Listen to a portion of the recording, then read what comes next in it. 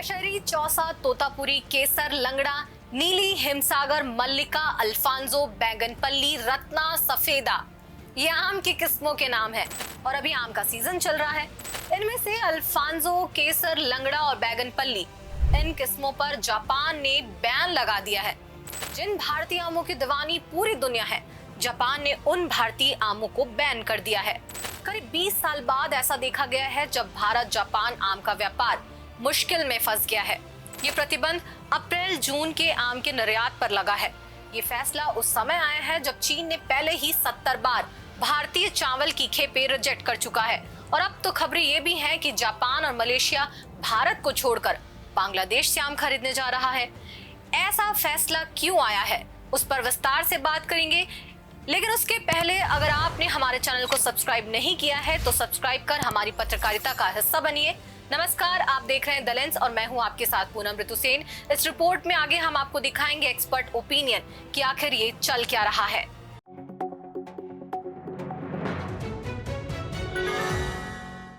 दरअसल हर साल सीजन की शुरुआत से पहले जापान अपनी क्वारंटीन टीम को भारत भेजता है। ये वो टीम है जो आमों का क्वालिटी चेक करती है, वेपर हीट ट्रीटमेंट यानी वीएसटी की जांच करती है। इस साल का इंस्पेक्शन मार्च में उत्तर प्रदेश के रहमानपुर में मौजूद वीएसटी फैसिलिटी में किया गया था। रिपोर्ट के मुताबिक जापान के अधिकारियों को इस फैसिलिटी में फ्यूमिगेशन यानी कि धुएं से कीटाणु मारने और कीटाणु मुक्त करने के तरीकों में कुछ कमियां मिली। नतीजा, जापान ने मार्च 2026 के बाद भारतीय आमों की कोई भी खेप नहीं लिया। वीएसटी एक ऐसा तरीका है जिसमें किसी भी केमिकल का इस्तेमाल नहीं होता। इसमें आमों को खास तरह से कंट्रोल की गई गर्म और नमी वाली हवा में रखा जाता है ताकि कीड़े और फ्रूट फ्लाई के लार्वा मर जाएं। दोनों देशों के बीच हुए एक्सपोर्ट समझौते के तहत यह ट्रीटमेंट करवाना जरूरी है। इस दौरे के बाद जापान की योकोहामा प्लांट प्रोटेक्शन एसोसिएशन ने यह ऐलान किया कि 25 मार्च 2026 के बाद जारी किए गए इंस्पेक्शन सर्टिफिकेट वाले भारतीय आमों को अब स्वीकार नहीं किया जाएगा। अल्फांजो, केसर, लंगड़ा और बैंगनपल्ली, ये चारों प्रीमियम किस्में अब जापान में नहीं बिक सकेंगी। जापान फ्रूट फ्लाई नाम के छोटे कीड़े के लिए जीरो टॉलरेंस नीति रखता है। दरअसल जापान फ्रूट फ्लाई को वहां की खेती बाड़ी के लिए एक बड़ा खतरा मानता है। फ्रूट फ्लाई एक छोटा उड़ने वाला कीट है जो मुख्य रूप से पके, सड़े या फर्मेंटेड फलों और सब्जियों पर पनपता है। कृषि के क्षेत्र में यह फसलों जैसे कि तरबूज, आम, अमरूद, लौकी, तुरई और करेला को भारी नुकसान पहुंचाती है। फ्रूट फ्लाई फलों की त्वचा में छेद करके अंदर अंडे दे देती है, जिसके बाद उनके लार्वा फल के अंदरूनी गूदे को खाकर उसे पूरी तरह सड़ा देते हैं। ये पहली बार नहीं है। 1986 में भी जापान में भारतीय आमों पर बैन लगाया था। इसके पहले जापान ने फ्रूट फ्लाई की चिंताओं को लेकर भारतीय आमों पर बैन लगाया था। भारत के ट्रीटमेंट के तरीकों को बदलने के बाद 2006 में उन पाबंदियों को हटा लिया गया था। अब दोबारा वही समस्या आ गई है। यह रोक लगभग 2 दशकों में इस तरह की पहली पाबंदी है। आखिर इसका मतलब क्या है, हम एक्सपर्ट से समझते हैं। So this is Shomik from Balaghat, Madhya Pradesh, and I would like to draw your attention towards the recent ban of imports of mango from Japan, and these cover the 4 varieties: Kesar, Alfonso, Baganpalli and Langda. And they cite that the pest management systems are not up to mark in India, especially some inspectors had visited the vapor heat treatment facility in Rahmanpur in Uttar Pradesh, and they found the possible contamination of oriental fruit fly. Now in Japan there is zero tolerance for this fruit fly, and as a result they have banned the mango imports. Now already earlier also they had banned for similar reasons, and that ban continued till 20 years. Today there was one more news that Nepal also has banned mango imports from India because of high level of pesticide residues. So these are all having very serious implications for our mango growers as well as exporters, because these countries and Japan is already thinking of getting mangoes from Malaysia and Bangladesh instead of India, and so it creates a negative ripple in the global market as regards to India. And these questions our ability and our quality of to give world-class products, even though we have huge mango diversity and we are the center of origin of mango, but because of the poor quality and management issues and pesticide residues, we are losing out.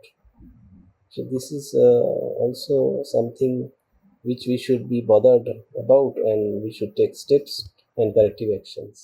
इसके पहले भी चीन ने भारतीय चावल पर हमला बोल दिया है। चीन ने भारतीय चावल की कई खेपों को रिजेक्ट कर दिया। मीडिया रिपोर्ट्स के अनुसार चीन ने 70 बार भारतीय चावल की खेप को मना कर दिया है। चीन का आरोप है कि इन चावल की खेपों में जेनेटिकली मॉडिफाइड ऑर्गेनिज्म पाए गए हैं और कीटनाशक अवशेष ज्यादा हैं, जबकि भारत सरकार का तर्क है कि कपास के अलावा कोई जीएमओ फसल की व्यावसायिक खेती नहीं होती। इससे पहले भी चीन ने मार्च और अप्रैल में भी कई भारतीय कंपनियों की चावल की खेपों को वापस भेज चुका है। 3 भारतीय कंपनियों के चीनी आयात लाइसेंस रद्द कर दिए गए हैं, जिसमें नागपुर की श्रीराम फूड इंडस्ट्री, रायपुर की स्पोन एंटरप्राइजेस और हरियाणा की एनएम फूड इम्पैक्ट्स नाम शामिल हैं। लगातार रिजेक्शन के कारण भारतीय निर्यातकों की चिंता बढ़ गई है। बताया जा रहा है कि करीब 200 कंटेनर्स को फिलहाल स्वेच्छा से रोक दिया गया है ताकि आगे नुकसान से बचा जा सके। निर्यातकों का कहना है कि चीन की इस कार्रवाई से भारतीय चावल कारोबार पर अब दबाव बन रहा है और खरीदारों के बीच भ्रम की स्थिति पैदा हो सकती है। इस मामले पर एक्सपर्ट क्या कह रहे हैं, पहले वो भी समझते हैं। So good evening, this is Shomik. I am from Balaghat, Madhya Pradesh. I am into conservation of indigenous rice varieties.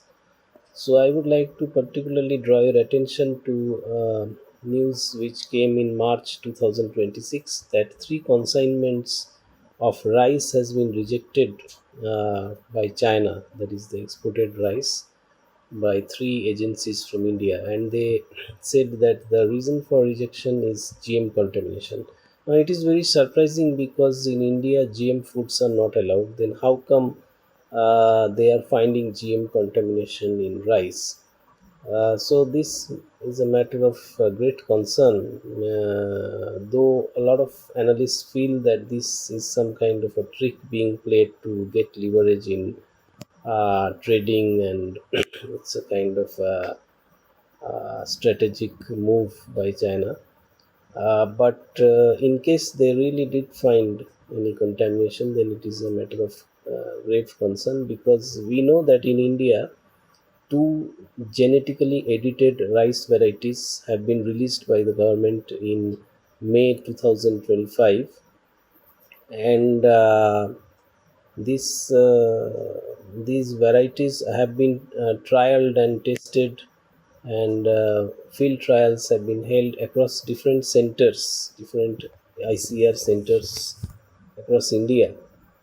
So we are not sure what they have detected, but they have technology to detect 5 different types of genetic contamination, which includes the Agrobacterium T DNA fragments, or the hygromycin marker, or the CMV25S this promoter.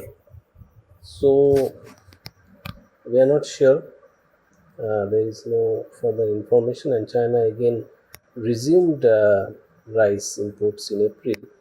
But this has some serious implications, because if the GMO tag creates a tarnished image, and other countries may also suspect, and it also raises serious questions about the kind of biosafety rules we are following, because if there is such contamination, then it is a matter of great concern. So we are not sure what is the reason, but we need to keep a very important watch on these movements, and check our own standards and whether we are following all the protocols or not. गौरतलब है कि भारत दुनिया का सबसे बड़ा चावल उत्पादक है। 150 मिलियन मीट्रिक टन से ज्यादा सालाना उत्पादन होता है। वित्त वर्ष 2024-25 में हमने 172 देशों को 2 करोड़ टन चावल निर्यात किया और $12.5 अरब कमाए। आम की बात करें तो भारत दुनिया का सबसे बड़ा आम उत्पादक देश है। वैश्विक उत्पादन का लगभग 40% से 52% हिस्सा अकेले भारत पैदा करता है। देश में सालाना लगभग 2 से 2.8 करोड़ टन आम का उत्पादन होता है। यह भारत का राष्ट्रीय फल है। इसका निर्यात भी बड़े पैमाने पर किया जाता है, लेकिन ज्यादा घरेलू मांग के कारण भारत अपने कुल उत्पादन का 1% से भी कम हिस्सा विदेश भेजता है, सालाना करीब 26 मिलियन मीट्रिक टन। लेकिन भारत अपनी कुल फसल का मात्र 1% ही एक्सपोर्ट कर पाता है। इसका कारण यह है कि हमारे ट्रीटमेंट और कोल्ड स्टोरेज सेंटर अंतर्राष्ट्रीय मानकों पर खरे नहीं उतर पाते। सरकारी सेंटर्स जैसे रहमानपुर प्लांट में इस तरह की लापरवाही भारत के एग्रीकल्चर एक्सपोर्ट हब बनने के सपने को पीछे धकेलती है। जापान में आम का निर्यात मात्र 12 से 13 करोड़ रुपए का है, लेकिन जापान जैसे विकसित और सख्त बाजार का बैन अन्य देशों के लिए खराब संकेत है। ये फैसला भारतीय अर्थव्यवस्था और कृषि क्षेत्र के लिए कई मायनों में बहुत बड़ा झटका है। वैश्विक व्यापार में साख ही सब कुछ है। जापान को दुनिया के सबसे सख्त और प्रीमियम बाजारों में गिना जाता है। जब जापान गुणवत्ता में कमी का हवाला देकर किसी उत्पाद को बैन करता है, तो यूरोपीय संघ, अमेरिका और ब्रिटेन जैसे अन्य विकसित देश भी भारतीय कृषि उत्पादों की जांच बढ़ा देते हैं। इससे वैश्विक बाजार में भारत की गुणवत्ता नियंत्रण प्रणाली पर सवाल खड़े होते हैं। आखिर इस पूरे मामले पर, चाहे वो आम हो चाहे वो चावल हो, इन दोनों ही स्थितियों में भारत के लिए कितना नुकसान है। घरेलू तौर पर लग्जरी आमों का उत्पादन करने के बावजूद जापान अपनी कुल मांगों को पूरा करने के लिए अभी भी इंपोर्ट पर ही निर्भर है। रोक लगने से पहले भारतीय आम उन ग्राहकों के बीच काफी लोकप्रिय थे जो विदेशी इंपोर्टेड फलों की तलाश में रहते थे। इस बैन का सीधा फायदा भारत के प्रतिद्वंदी देशों जैसे कि पाकिस्तान, वियतनाम, थाईलैंड और ताइवान को मिलेगा। भारत के अलावा जापान, थाईलैंड, मैक्सिको और फिलीपींस जैसे देश भी आम इंपोर्ट करते हैं। लेकिन सालों से भारतीय आम के स्वाद के दीवाने रहे जापान ने अब बांग्लादेश का रुख किया है। इसके साथ ही बांग्लादेश को अब एक और नया खरीदार देश मिल गया है, जिसने बांग्लादेशी आमों को खरीदने में दिलचस्पी दिखाई है। एक बार जब विदेशी आयातक दूसरे देशों से डील पक्की कर लेते हैं, तो भारत के लिए उस बाजार को दोबारा हासिल करना बेहद मुश्किल और लंबा हो जाता है। जापान के अलावा मलेशिया ने भी बांग्लादेशी आमों को खरीदने में दिलचस्पी दिखाई है। मीडिया रिपोर्ट्स की माने तो जून में एक मलेशियाई प्रतिनिधिमंडल बांग्लादेश का दौरा कर रहा है। इस दौरान मलेशिया और बांग्लादेश के बीच आमों को लेकर व्यापारिक चर्चा हो सकती है।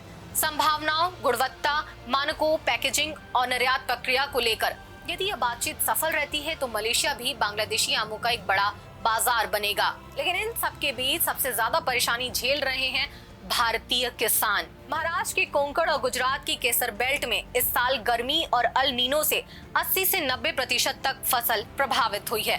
निर्यात रुकने से घरेलू बाजार में आम की आवक बढ़ेगी और कीमतें गिरेंगी। किसान पहले ही संकट में है। ऐसे नाजुक समय पर एक्सपोर्ट बंद होने से प्रीमियम आमों के दाम घरेलू बाजार में गिरेंगे, जिससे किसानों की रही सही कमाई भी खत्म हो जाएगी। जिन आमों को शुरू में एक्सपोर्ट के लिए तय किया गया था, उन्हें अब लोकल बाजार में भेज दिया गया है। इसकी वजह से आमों की कीमतें गिर गई हैं। आंध्र प्रदेश, तेलंगाना, कर्नाटक के आम उगाने वाले किसानों को कीमतों में भारी गिरावट का सामना करना पड़ रहा है, क्योंकि एक्सपोर्ट शिपमेंट में हो रही रुकावटों की वजह से उन्हें अपने आम जल्दबाजी में बेचने पड़ रहे हैं। चिंता की बात तो ये है कि बासमती चावल, जो भारत के लिए विदेशी मुद्रा कमाने का एक बहुत बड़ा जरिया है, चीन जैसे बड़े बाजार द्वारा बार बार रिजेक्शन और भारत द्वारा घरेलू महंगाई रोकने के लिए गैर बासमती चावल पर लगाए गए प्रतिबंधों के कारण भारत के कुल कृषि निर्यात रेवेन्यू में गिरावट दर्ज की गई है। ये झटका पैसों के नुकसान से कहीं ज्यादा नीतिगत और बुनियादी ढांचे की विफलता का है। यदि भारत को दुनिया की तीसरी सबसे बड़ी अर्थव्यवस्था बनना है, तो उसे अपने कृषि उत्पादों के डोमेस्टिक प्रोसेसिंग सेंटर्स को जीरो एरर के स्तर पर अपग्रेड करना ही होगा। असली समस्या तो ये है कि हम दुनिया के सबसे बड़े उत्पादक हैं, लेकिन गुणवत्ता नियंत्रण, ट्रीटमेंट प्लांट और पैकेजिंग में अभी भी कमियां हैं। जब तक हम अपनी कृषि निर्यात व्यवस्था को जीरो एरर नहीं बनाते, तब तक ऐसे झटके हमें लगते रहेंगे। इस पर आपका क्या कहना है, हमें कमेंट्स के जरिए जरूर बताएं। हम आप तक ऐसे ही रिपोर्ट्स पहुंचाते रहेंगे, आप तक दिखाते रहेंगे। इस वीडियो को लाइक करें, शेयर करें और भी लोगों को अवेयर करें। द लेंस के YouTube चैनल को सब्सक्राइब कर हमारी पत्रकारिता की ताकत बनिए। मिलते हैं किसी और रिपोर्ट में नए वीडियो के साथ। धन्यवाद।